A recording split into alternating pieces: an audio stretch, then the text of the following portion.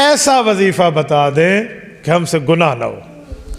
وہ یہ سمجھتے ہیں کہ مولویوں نے کوئی چھپے ہوئے وظیفے اپنی جیب میں چھپائے ہوئے ہیں اور انہوں نے اپنے پاس رکھے ہوئے عوام کو نہیں بتاتے۔ وہ چھپے ہوئے وظیفے مولوی خود پڑھتے ہیں تاکہ گناہ نہ ہو، عوام کو نہیں بتاتے۔ وہ کوئی خاص وظیفہ آپ میں بتا دیں۔ بھائی ہمارے پاس ایسا کوئی وظیفہ نہیں، کوئی چھپے ہوئے کوئی ہڈن وظیفہ ہمارے پاس نہیں ہے جو وظیفہ ہم آپ کو یوں دے دیں اور آٹومیٹکلی آپ اپنے دماغ میں فٹ کریں اور آپ سے گناہ نہ ہو۔ بھائی وہ دو ہی کام ہیں جس سے گناہ نہیں ہوتے، یا وہ فرشتوں کی ذات ہے یا وہ انبیاء کی ذات ہے۔ نہ نبی سے گناہ ہوتا ہے نہ فرشتے سے ہوتا ہے۔ لا یعصون اللہ ما امرهم ویفعلون ما یؤمرون، فرشتے سے کوئی گناہ نہیں ہے، وہ اللہ کا کہنا ماننے والا ہے۔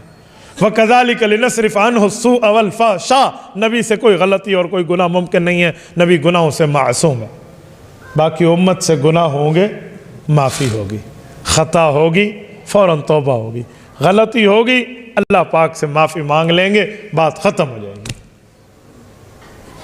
ہم سے گناہ ہو جائے گا، شیطان کروائے گا، ہو سکتا ہے بیٹھے بیٹھے بد نظری کر لیں، کوئی جھوٹ بول لے، فطرت انسانی سے مغلوب ہو کے کوئی غلطی کر بیٹھے، کوئی ٹھپا تھوڑی لگا ہوا ہے کہ اس سے خطا نہیں ہوگی۔ تو بھائی جب ہو جائے گی تو توبہ بھی کر لیں گے نا، توبہ کرنے میں کیا مسئلہ ہے؟ شیطان کے اس داؤ پیج میں نہ آنا۔ اور شیطان ایک چال اور چلتا ہے، وہ کہتا ہے شیطان اب تیری توبہ کا فائدہ کوئی نہیں ہے۔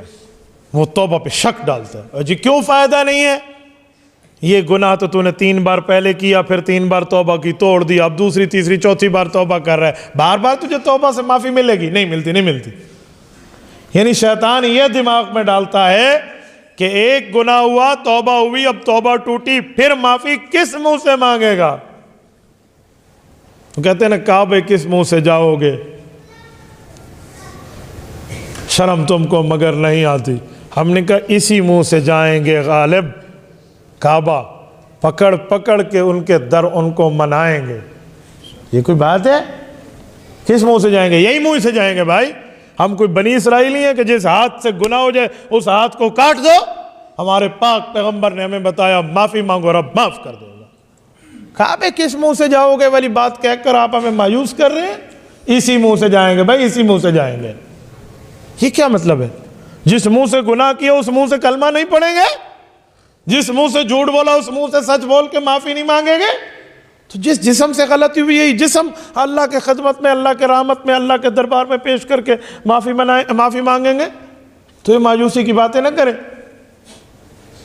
شیطان یہ بندے کے دماغ میں ڈالتا ہے اب تجھے معافی نہیں ملے گی۔ کیوں؟ میں مثال دے رہا ہوں، کانچ کا گلاس ہے، یہ میں ایک گھر میں بیٹھا ہوں مثال ہے، اور مجھے انہوں نے پانی کا گلاس دیا، میں نے 1-2 بار ان کو توڑ دیا، تو جب تیسری بار توڑوں گا تو لوگ کہیں گے جی مول صاحب تھوڑا تو گزارا کرو۔ ہاں، ایک بندے کو میں نے گالی دے دی ہے، اس نے معاف کر دیا، میں یہ معافی مانگنے پہ اگلی بار پھر دوں گا، کہے گا پھر بھی تو نے معافی مانگی تھی نا، پہلے بھی یاد ہے؟ تو بھائی یہ تانا زنی انسانوں کا کام ہے۔ رب کے ہاں گر 100 بار توبہ شکستی بازا، 100 بار بھی تیری توبہ ٹوٹی ہے تو آئے گا، اللہ پہلے کی طرح سچے دل پر معافی دے گا، تمہیں پچھلے گناہ کا تانا نہیں دے گا۔ اللہ کا معاملہ اور ہے۔ آپ نے بندوں پہ قیاس کر لیے؟